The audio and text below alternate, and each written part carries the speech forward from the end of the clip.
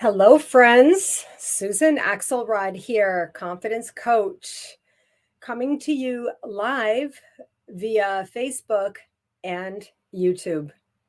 Today is a very special day. I'm starting to use a new technology. I'm really going to set a whole new intention to create out my legacy library on my YouTube channel. I want to thank Cornelia Stephanie of the Cornelia Stephanie Media Group for her podcast coaching and her media coaching. I have been working with her for quite a while now and also learning through my observing her in her own work. And I am delighted to really say that I'm ready to go. We're going to a whole new level. You may know I have an acronym called RISE, and the acronym stands for Releasing Inhibitions and Securing Energy. One of the inhibitions that I've had over time is the use of technology. And I have set intentions around this. I've done my work on this, and I've done journaling on this. And I've asked God, why am I stuck worrying and being afraid of the use of technology? And I'm here to tell you that when you ask for something, when you do the work, when you commit, when you set those intentions, and when you don't let anything stop you, it is answered and offered every time. As a part of the Cornelia Stephanie Media Group, I am now in an app. Yes, I am. I'm in an app in the Cornelia Stephanie Media Group app. And also, I'm going to be streaming live to YouTube. Today is a special day for another reason for me. This weekend, my siblings and I all gathered in my mother's home. As you know, my mother passed away a few months ago. And we gathered in my mother's home and we kind of just hung out here together. We started going through things together. And it was poignant, it was fun, and it was hard. And we made plans to all get together for Thanksgiving, which is the most incredible blessing to have an adult sibling group be talking to each other. Just that alone is a blessing of which I'm excruciatingly aware. And it's such a blessing. It's such grace. And so we all talked about it and worked through some stuff. And we decided that we're going to gather here again at Thanksgiving time, when it will have been even more months past. And then perhaps we'll be more ready to go through even more things in the house. While we were here, we did get through several things, and today really is special because I want to share something with you that I found. I still I have chills from this. I'm in awe of this. I honestly cannot believe it.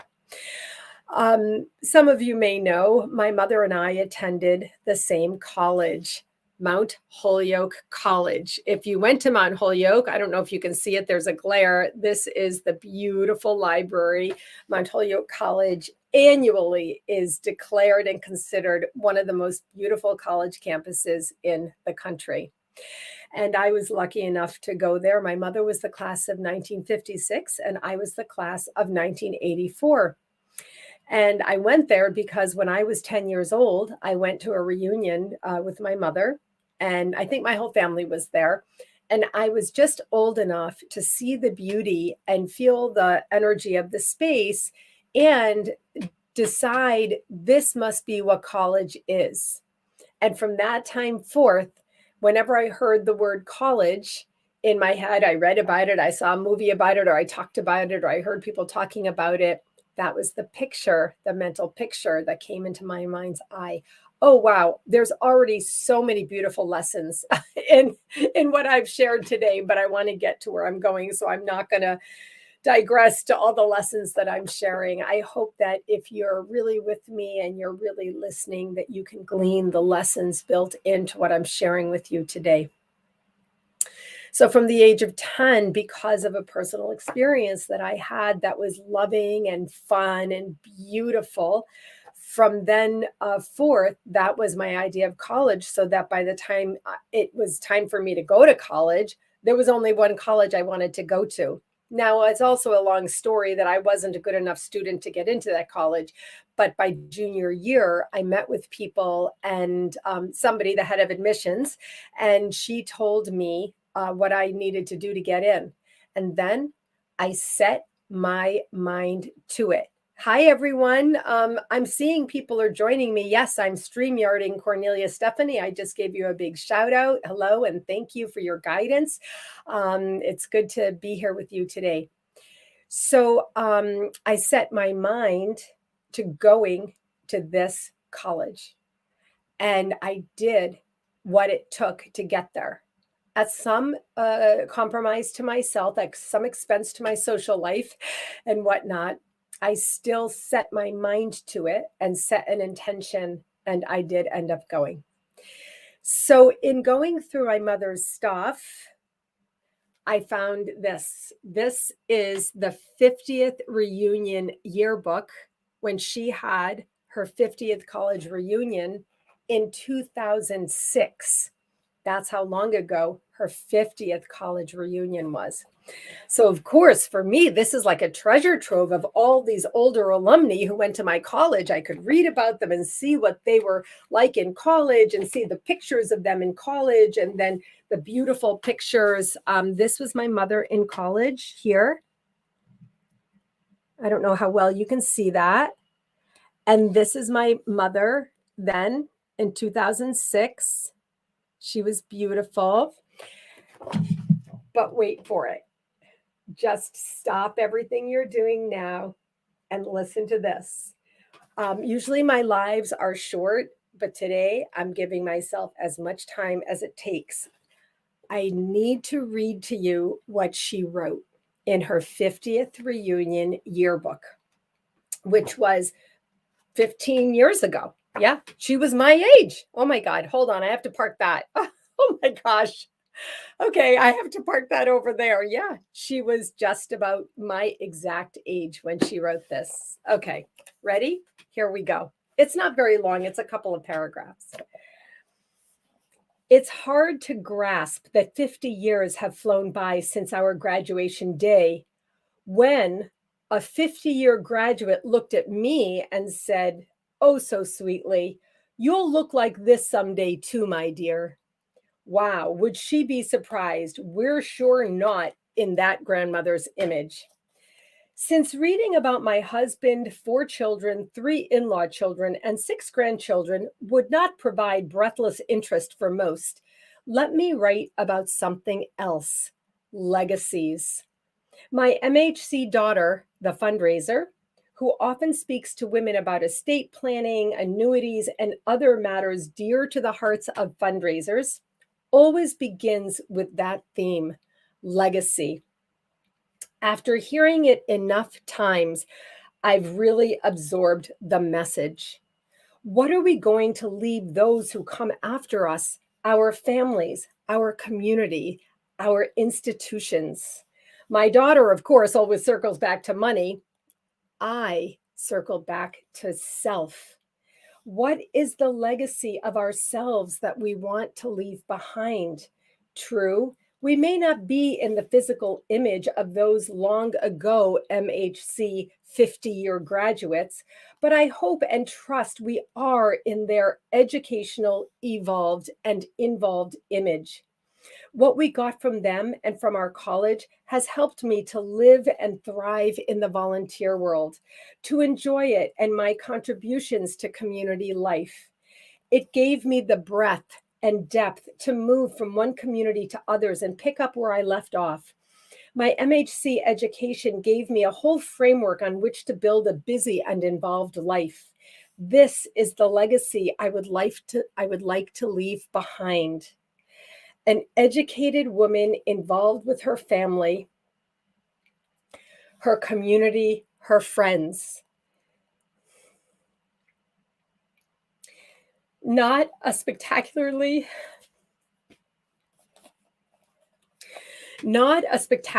successful barn burner in the world of business, but a quietly successful world woman in the world she inhabited. I read this and I sat on the bed in there, absolutely stunned. I was speechless. I had never seen this, even though it's from 15 years ago. I didn't know she wrote. I I knew she resonated with my work. I did a lot of my own work with my mother of the nature of which she spoke about in here. But I was absolutely stunned. And then to read what she wrote as the legacy that she wanted to leave behind, and to know that she nailed it so pristinely, so exactly. It's not just me, her daughter, saying this. There was an outpouring of people from all walks of her life, who wrote us letters. One of the things my two sisters and I did this weekend was we wrote 30 thank you notes. We haven't finished them all, but we wrote 30 thank you notes to people who sent cards and made donations in her name. Because why? Because of that legacy that she so clearly articulated and then established. Friends, when she wrote this 15 years ago, she was in transition of a sort, that moving from one house to another, etc. They knew they were going to be moving, etc. She had a lot of things going on in her life. I would have to go back 15 years ago to see where all her children and grandchildren were. I'm sure there was stuff going on there, right? But still, in all, she took the time to think about, ponder, imagine, and wonder what her legacy would be. And then don't you imagine that she took time to what? Write. Do you think she sat down and wrote this in one writing and sent it in? No, there's not a prayer that she did that. She sat, she thought, she wrote, she read it, she reviewed it, she thought about it more. It has to be the case when you see every word that she has selected. Also, the fact that it's so short, it's harder to write short than long. And so, but after whatever process and period of time passed, maybe that all happened in 1 week, I don't know. But after whatever she pondered, she closed it. She came to closure on it. At some point, she had to say, oh, this is just going to have to do, and hit send, right? Or maybe they hand wrote it and sent it 15 years ago. I don't know what. She typed it up on the typewriter or whatever. And she sent it in. And I am here 15 years later, after she's gone, reading her words and understanding, because this is underneath my work as a confidence coach, is this. It's not something I talk about very much. People may wonder, why are you a confidence coach, but your website is called whatwillyourlegacybe.com? And the answer is because it takes confidence to make your way in the world, to be in purposefulness, to be on purpose, to be in your impact space, to, really allow your wisdom to pour forth, to share it with others. And these are the things that actually create legacy. But if you're in a space where you're unconfident, you're unsure, you don't know where you want to go, you've lived in a dim existence, there's been inhibitions that have been over you and over you and over you for many years, you haven't broken out of the shackles by working with me or others, then you're unsure and insecure about whether or not you will ever or even be remembered. And I learned early in my career of the nature of the work that I did, which I did for 25 years, this specific work that she referred to. I learned that nearly every human's deepest yearning, nearly every human's deepest fear is about either being remembered or being forgotten.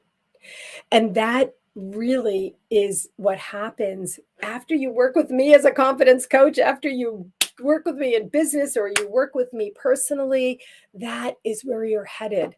People leave me and they're charging. Some of them come back and do it all over again at another level. Some of them come back for years. I just started working with somebody I've been working with on and off for 3 years. She's ready to up level it. And she's young. She's not even 40 yet.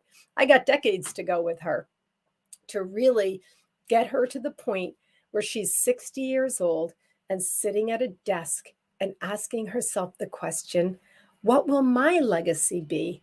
How do I want to be remembered?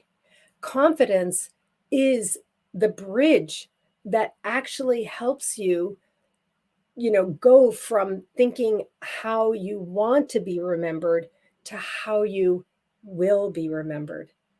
Confidence is part of the answer to that. Activation is too. Okay, this was such a big one, folks. I didn't even, I had no idea that this was going to come up until I saw this over the weekend, and I knew that I wanted to share it with you today. Friends, we have the opportunity every day to be deep in awareness and deep in the space of really, creating with intention and commitment how it is that you will be remembered. How you want to be remembered is up to you.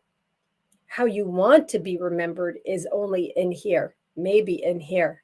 And how you will be remembered is what you do every day. My friend Cornelia says, hit the like button and subscribe to this channel. Thank you, Cornelia, for the reminder. I'm so deep in my message, sharing my wisdom and also my love of, all things legacy, that I'm getting coached by my media coach right now, friends.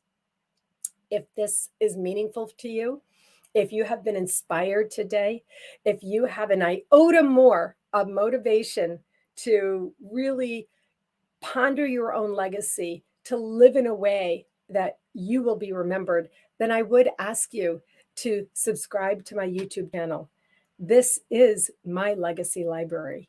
And I really, again, want to thank my friend and my coach, my media coach, Cornelia Stephanie, for encouraging me, loving me, being patient with me until I got here so that I can really seriously and significantly grow out my legacy library on YouTube.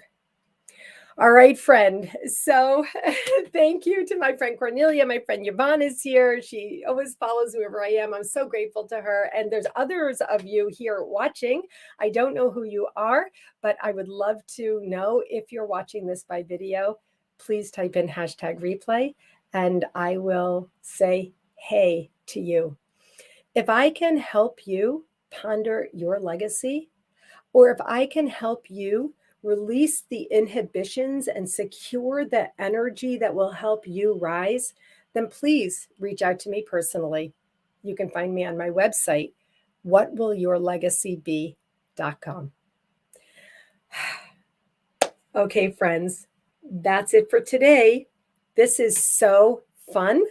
I cannot wait to see what comes out of my mouth tomorrow for my Live at 5. Take care, everyone. Bye-bye.